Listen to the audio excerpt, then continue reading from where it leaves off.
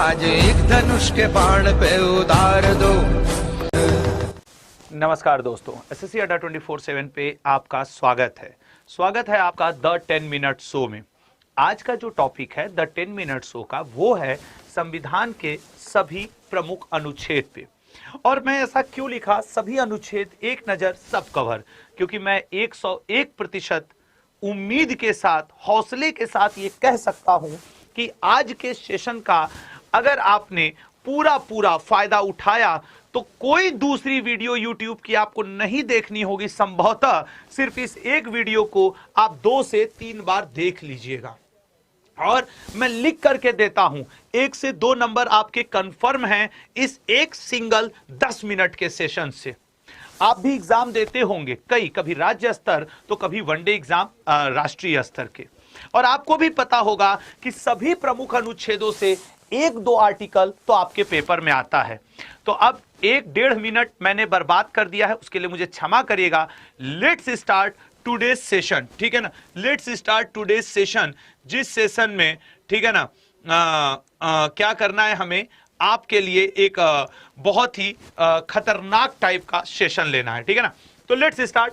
First question, मतलब, और आज मैं सब उसके फॉर्मेट में बताऊंगा कि कौन सा आर्टिकल इंपॉर्टेंट है। एक बार सेशन को लाइक, और हाँ एक चीज और, कल शाम 7 बजे 1 साल का करंट अफेयर पढ़ाने वाला हूं। उस 1 साल के करंट अफेयर में आपको जुड़ना जरूर है। पहला आपको बताना है अनुच्छेद 3, ये बहुत इंपॉर्टेंट है, जो कि संविधान के भाग 1 में आता है। राज्यों के नाम और सीमा इत्यादि में परिवर्तन, जो राज्यों की सीमाओं में परिवर्तन होता है, उनके नए नाम रखे जाते हैं, वो इंपॉर्टेंट है। अनुच्छेद 5 से लेकर 11 तक नागरिकता का वर्णन है, इससे बहुत ज्यादा नहीं पूछता, कभी कभार ही आता है। हाँ, अनुच्छेद 14 समानता का अधिकार, कानून के समक्ष समता, विधि के समक्ष समता, यह अनुच्छेद 14 है। अनुच्छेद 16 अवसर की समानता, और मैं आपको बताऊं ये अनुच्छेद 16 आर्टिकल 16 जो है, इसमें 16(1), 16(2), 16(3), 16(4) है।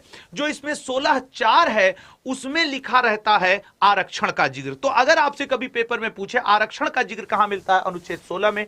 अनुच्छेद 17 एंड ऑफ अनटचेबिलिटी, छुआछूत का अंत, ठीक है ना, छुआछूत का अंत, यह मोस्ट इंपॉर्टेंट है। अनुच्छेद 18 उपाधि का अंत। लेकिन याद रखिएगा यहां पे 2 चीजें आपको ध्यान रखनी होंगी, 2 आपको टाइटल्स अलग से, कि सर उपाधि का अंत है, लेकिन आप शिक्षा संबंधित, एजुकेशन संबंधित और सैन्य संबंधित अवार्ड या उपाधि किसी भी देश से ले सकते हैं। अन्य में आपको क्या करना पड़ेगा, भारत सरकार का परमिशन लेना पड़ेगा। अनुच्छेद 19 स्वतंत्रता का अधिकार, वही कहीं भी आने जाने की स्वतंत्रता, कहीं भी बसने की स्वतंत्रता, कहीं भी रहने की स्वतंत्रता, कोई भी संगठन बनाने की स्वतंत्रता, ये सारी दी हुई है। अनुच्छेद 21 प्राण एवं दैहिक स्वतंत्रता, याद रखिएगा पर्सनल लिबर्टी की बात कर रहा है। अनुच्छेद 20 और 21, मेरे मुंह से निकले एक एक शब्द को ध्यान रखिएगा। अनुच्छेद 20 और 21 मात्र 2 ऐसे आर्टिकल हैं जो इमरजेंसी के समय भी निलंबित नहीं हो सकते हैं।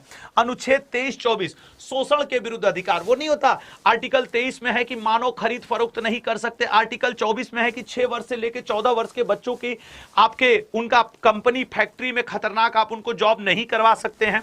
आर्टिकल 29 से 30 माइनॉरिटीज कम्युनिटी के अधिकारों, कल्चर, संस्कृति को बढ़ावा देने के लिए एजुकेशनल सोसाइटी खोलना, व्यापक व्यवस्था करना, ये सब अनुच्छेद 29-30 में है।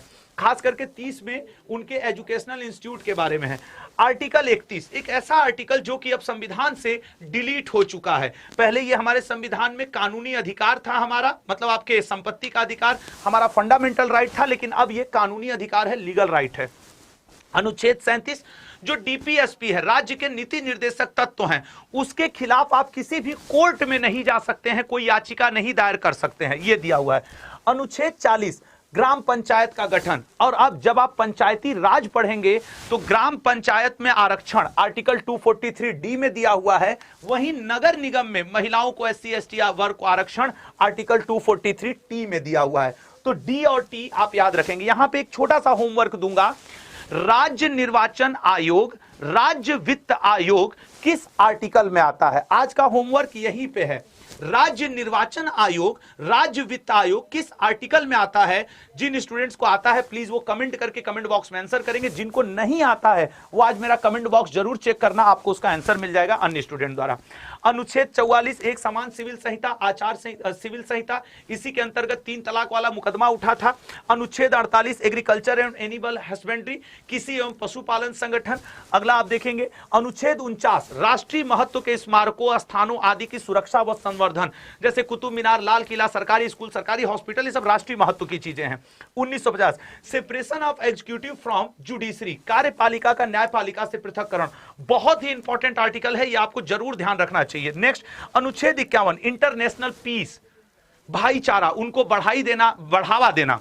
अगला आर्टिकल 51A सरदार स्वर्ण सिंह की अनुशंसा भाग 4A में मूलभूत कर्तव्य जोड़े गए। सरदार स्वर्ण सिंह ने केवल 8 कर्तव्यों का सुझाव दिया था, इंदिरा गांधी जी ने 10 को लागू किया। वर्तमान में ये 11 हैं। 11वां क्या है? 6 वर्ष से लेकर 14 वर्ष तक के बच्चों की निःशुल्क और अनिवार्य शिक्षा, कंपल्सरी एंड फ्री एजुकेशन। अगला पॉइंट अनुच्छेद 52 राष्ट्रपति का पद है, और अनुच्छेद 54 निर्वाचन, और अनुच्छेद आप देखो इसमें जो इंपॉर्टेंट है 61 महाभियोग। वैसे 59 में राष्ट्रपति के पदों की शर्त दिया हुआ है, 60 में उनके पद की शपथ दिया हुआ, 61 में महाभियोग या इंपीचमेंट, राष्ट्रपति पर महाभियोग। अनुच्छेद 72 इसके अंतर्गत राष्ट्रपति क्षमा दान देते हैं, ठीक है ना। मैं सिर्फ इसलिए तेज पढ़ा रहा हूं कि आपको एग्जाम से पहले एग्जाम सेंटर के बाहर आपको सारे इंपॉर्टेंट आर्टिकल एक जगह मिल जाएं। अनुच्छेद 76 अटॉर्नी जनरल ऑफ इंडिया है।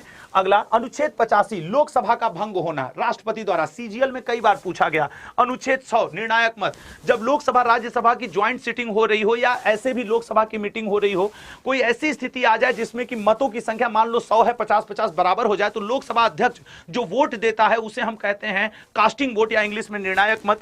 अनुच्छेद 108 संयुक्त अधिवेशन, लोकसभा राज्यसभा राष्ट्रपति के कहने पे किसी मुद्दे पे एक साथ जो ज्वाइंट सिटिंग करता है वो है। अनुच्छेद 123 अध्यादेश, राष्ट्रपति जब लोकसभा राज्यसभा की कार्रवाई न चल रही हो तो अध्यादेश जारी करते हैं, वो भी पूरे मतलब कि आपके हमारे संविधान के अनुच्छेदों की तरह ही मान्य होता है। आर्टिकल 100 सुप्रीम कोर्ट का गठन, ठीक है ना, आर्टिकल 124 से लेकर 147 तक यही है। अनुच्छेद 129 सुप्रीम कोर्ट को कोर्ट ऑफ रिकॉर्ड साबित करना, कोर्ट ऑफ रिकॉर्ड साबित करना कि सुप्रीम कोर्ट के जो निर्णय हैं वो सभी के लिए मतलब उदाहरण के रूप में रहेंगे अन्य कोर्ट के लिए। अनुच्छेद 143 राष्ट्रपति को सलाह, किसके द्वारा? Chief justice of India, Bharat के मुख्य न्यायाधीश के द्वारा राष्ट्रपति को सलाह। अनुच्छेद 169 विधान परिषद, जैसे केंद्र में विधानसभा अब लोकसभा राज्यसभा होता है, वैसे अनुच्छेद 169 विधान परिषद का गठन है। अनुच्छेद 170 विधानसभा का गठन, और यहीं पे आर्टिकल 79 संसद, आर्टिकल 80 राज्यसभा का गठन, आर्टिकल 81 लोकसभा का गठन, ठीक है ना। तो ये जरूर, अभी यहीं पे राज्यसभा रहता तो आर्टिकल 80 हो जाता, यहीं पे लोकसभा रहता तो आर्टिकल 81 हो जाता। अनुच्छेद 148 भारत का controller auditor general of India, महालेखा नियंत्रक परीक्षक। अगला आर्टिकल 213 जैसे राष्ट्रपति अध्यादेश जारी करते हैं ऑर्डिनेंस आर्टिकल 123 के तहत, ठीक उसी तरीके से आर्टिकल 213 के तहत अध्यादेश जारी करते हैं राज्यपाल राज्य में। अनुच्छेद 214 में हाई कोर्ट के बारे में जिक्र मिलता है।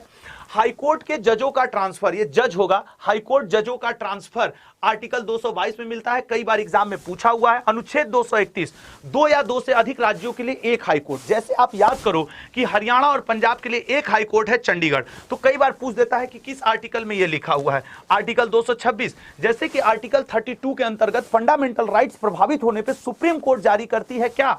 आपके रीट जारी करती है 5 प्रकार के। तो हाई कोर्ट जो राज्यों में होता है वो आर्टिकल 226 के अंतर्गत जारी करता है।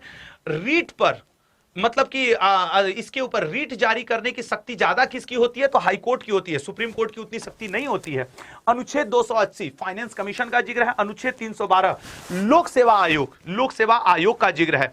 मैं 101% जानता हूं कि मैं तेज बोल रहा हूं, लेकिन मेरा उद्देश्य है आपके लिए 10 मिनट में सारे आर्टिकल एक जगह कर देना, और मैं वायदा करके कहता हूं जो स्टूडेंट इसको 5 से 6 बार सुन लिया 1 से 2 नंबर उसको मिल जाएंगे। अनुच्छेद 324 चुनाव आयोग इलेक्शन कमीशन का जिक्र है।